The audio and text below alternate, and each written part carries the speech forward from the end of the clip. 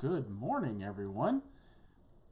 This is what I hope to continue doing for the time being while we are all stuck at home for the most part. Just trying to keep in contact with each and every one of you and just to give you a couple words of encouragement this morning. So kind of like a normal get together at worship, there's always those reminders. So for Sunday, don't forget to find yourself a nice little candle, and we're going to light those together as a reminder that we're all lighting them during worship. And we're going to celebrate Holy Communion Sunday, so grab some grape juice. I will tell you that Kroger seemed to be out of the great big bottles, so I got my little bottles because I've been told by a few friends that if I use any grape juice but Welch's, they're never going to let me hear the end of it after how much of a big deal I make about using Welch's for communion.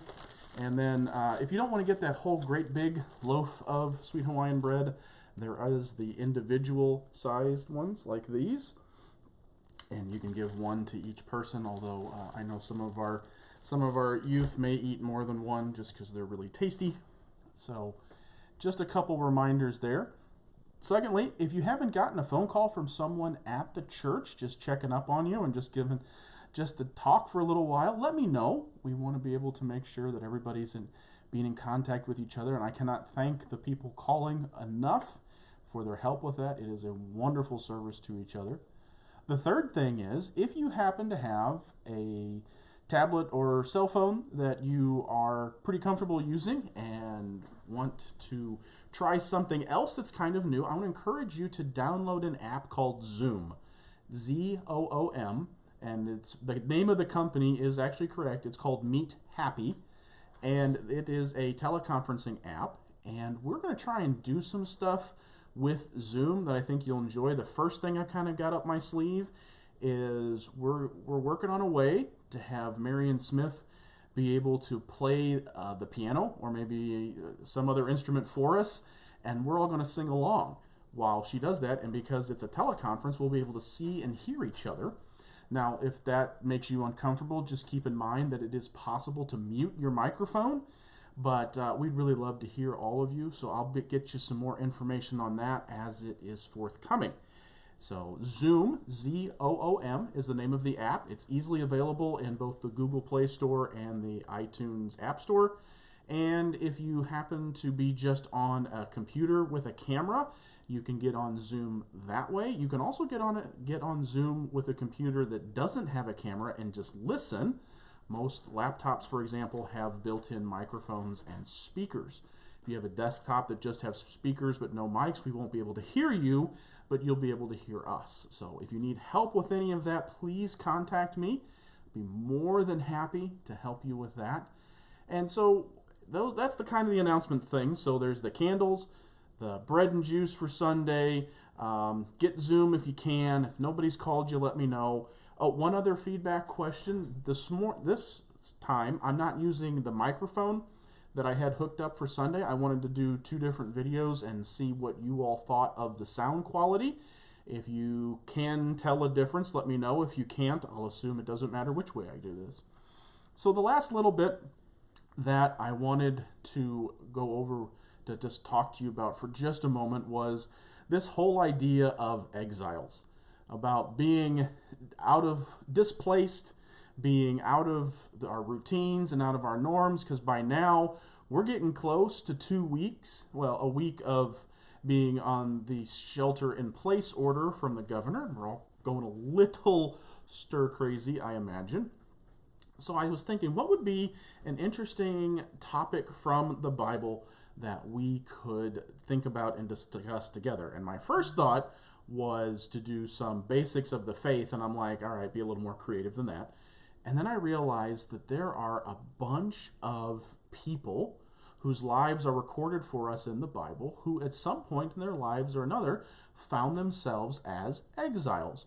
Whether that means they were kicked out of their own homes, or they ran away, or they were banished, or some other thing like that. There are quite a few of those in the Bible. So I want to make a list, and if you want to make a list and send me your list, You can do that, or if you want to make your own list and see if I find all the ones that you did, and maybe you can tell me that I missed a couple, that would be a lot of fun too. But the first exile that I want to talk about is, as far as I can tell, the very first exile in the Bible, and that would be Cain.